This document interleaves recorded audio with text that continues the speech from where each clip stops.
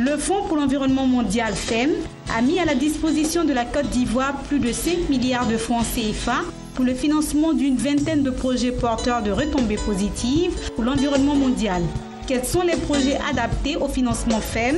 Comment les formuler? C'est l'objectif de cet atelier de présélection des projets prioritaires de l'État pour la période 2014-2018. Donc nous commençons le 6e cycle du FEM 2014-2018 et mon but est d'aider la Côte d'Ivoire à comprendre les financements, les règles et puis aussi à trouver tous les programmes et les cofinancements possibles pour avoir plus de ressources. Donc en termes de critères de financement, d'abord le FEM est le mécanisme de financement des conventions internationales liées à l'environnement. Donc il y a des allocations par pays pour la Côte d'Ivoire pour la biodiversité, pour les changements climatiques, pour la lutte contre la désertification. Et puis il y a ensuite des programmes supplémentaires sur la gestion durable des forêts, sur le secteur privé, sur les mécanismes de transfert de technologie, d'adaptation. Et ensuite, il y a aussi des ressources qui ne sont pas à l'échelle nationale parce que le domaine ne s'y prête pas. Ça peut être sur les eaux internationales, par exemple, pour la gestion des eaux partagées avec plusieurs pays, que ce soit les eaux de surface pour le bassin de la Volta ou le bassin du Niger, que ce soit les eaux souterraines ou les eaux côtières aussi dans le cadre de l'écosystème marin du golfe de Guinée. Il s'agit d'un exercice de formulation de portefeuille de projets fait dans une démarche participative à laquelle prennent part les représentants des ministères techniques, les organismes gouvernementaux, le secrétariat du FEM et des ONG. Ces projets vont être formulés en tenant compte des priorités du FEM en matière de protection de l'environnement et du développement durable, précise le secrétaire permanent du FEM. Cet exercice-là consiste à la présélection de projets prioritaires de l'État. Et il y a des conditionnalités. Il faut respecter les priorités au niveau national. Il faut respecter aussi les critères du FEM. Donc nous avons reçu une série de... Nous sommes à 22 projets en ce moment et tous ces projets vont être analysés à travers les consultants et toutes les parties prenantes qui sont présentes pour arriver à faire la sélection des projets. On va le numéroter, projet prioritaire numéro 1 jusqu'à la fin. Mais cette présélection se fait aussi en fonction de notre dotation. On a parlé des ressources stars qui ne sont pas, on ne peut pas dire suffisantes, c'est des ressources, c'est notre dotation, c'est la dotation de la Côte d'Ivoire, 9 730 000. Donc c'est plus de 5 milliards, mais ça ne suffit pas pour l'ensemble des projets. Le Fonds pour l'environnement mondial FEM, créé en 1991, est un organisme financier indépendant qui accorde des aides financières aux pays en développement et aux pays pouvant prétendre à ces financements afin de réaliser des projets porteurs de retombées positives pour l'environnement mondial. Il apporte son concours à l'exécution de projets concernant la biodiversité, les changements climatiques, les eaux internationales, la dégradation des sols, la protection de la couche d'ozone, les polluants organiques persistants, la gestion durable des forêts, la gestion durable des produits chimiques.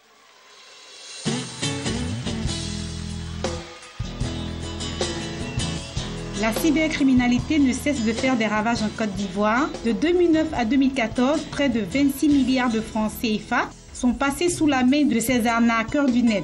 C'est pour lutter contre ce fléau que cette conférence a réuni les différents acteurs de la lutte et des étudiants. Une conférence avec pour thème la cybercriminalité, défis et stratégies pour un pays émergent. Pour Aman Valdimir, analyste sécurité, la cybercriminalité sous toutes ses formes, escroquerie, virus, vers, spam, piratage ou encore vol de données cause des préjudices à la Côte d'Ivoire, aussi bien sur le plan économique que sociétal. Pour mettre fin à ce fléau, l'information et la formation ont été identifiées comme efficaces par les acteurs. IT Group, à travers cette conférence, poursuit sa politique d'implantation dans les universités et grandes écoles. Et on voulait rappeler à travers cette conférence l'un de nos objectifs qui est de lutter contre la cybercriminalité. Et donc, on a trouvé qu'il était important de choisir une école et en même temps de réfléchir à son implantation. Il faut dire que la cybercriminalité est un thème d'actualité qui concerne aussi bien les pays développés que les pays émergents, comme le nôtre souhaite l'être en 2020. Donc, il nous importe de déjà préparer l'esprit, il nous importe d'adopter une cyber-attitude, c'est-à-dire qui doit passer par la sensibilisation, la formation, l'information des utilisateurs quant à la problématique de la sécurité sur Internet. L'augmentation spectaculaire du niveau de sophistication et d'intensité des cyberattaques a conduit ces dernières années la plupart des pays à renforcer leur résilience et à adopter des stratégies nationales de cybersécurité. La lutte contre la cybercriminalité doit être l'affaire de tous. Aussi, les étudiants venus nombreux prendre part à cette conférence comptent mettre à profit toutes les recommandations faites par le conférencier. Grâce à la conférence, nous avons compris beaucoup de choses sur la cybercriminalité. Nous avons compris les avantages et les risques. Et au sortir de cette conférence, je suis apte à sensibiliser mes amis qui utilisent les réseaux sociaux à être prudents à chaque fois qu'ils utilisent les réseaux. Notons que cette conférence a été organisée par l'International Technology Group, High-Tech Group, créée depuis septembre 2007. C'est une structure regroupant majoritairement les étudiants de différentes filières des universités et des grandes écoles du monde et surtout des professionnels.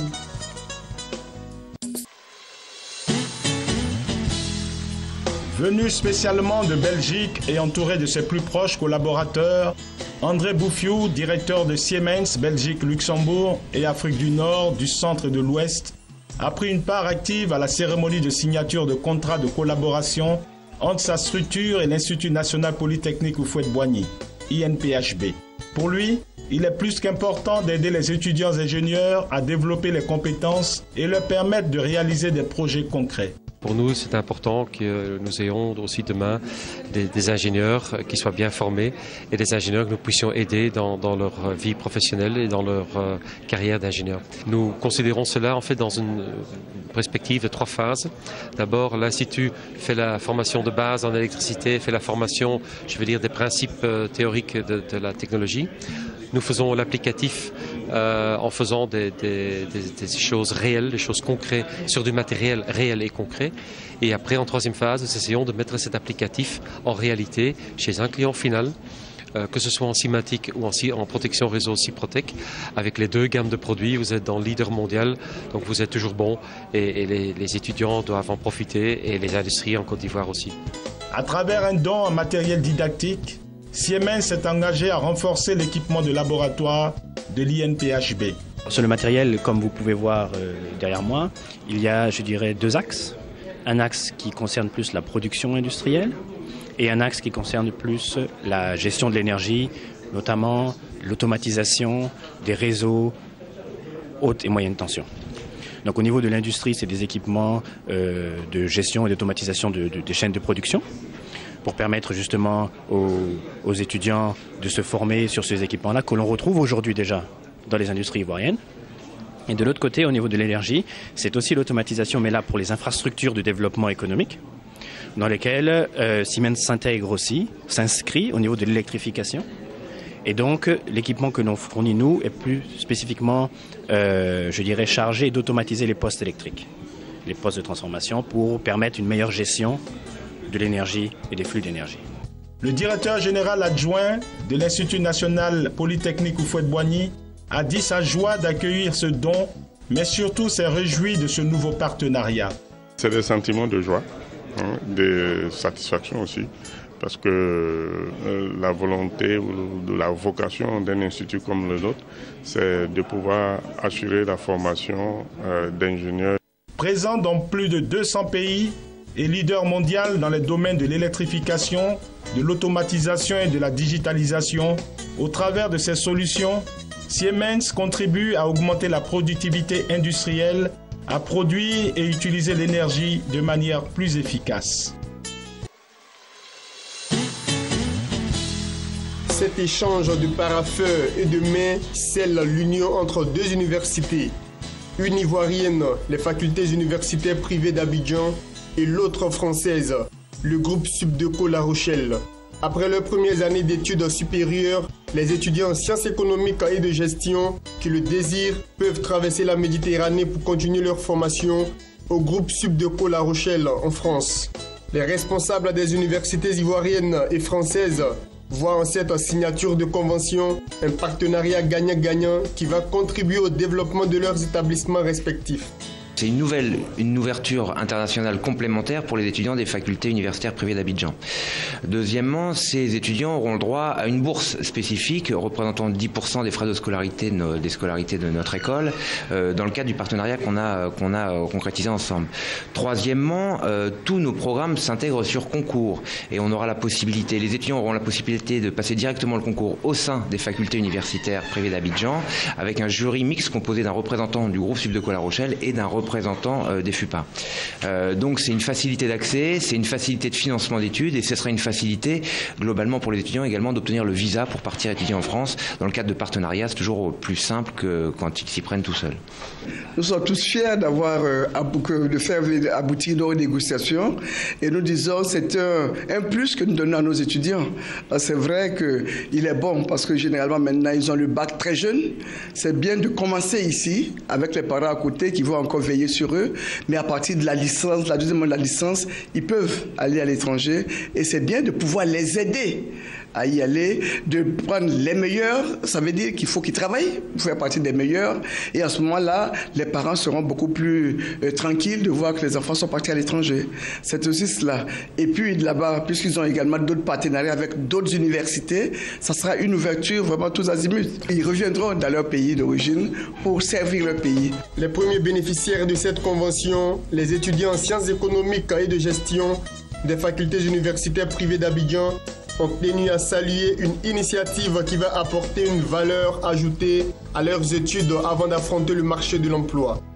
Ça nous permettra d'avoir un diplôme international, surtout que les diplômes français sont reconnus au-delà des frontières. Je trouve que c'est une grande opportunité en tant qu'étudiant africain de pouvoir aller étudier à l'étranger.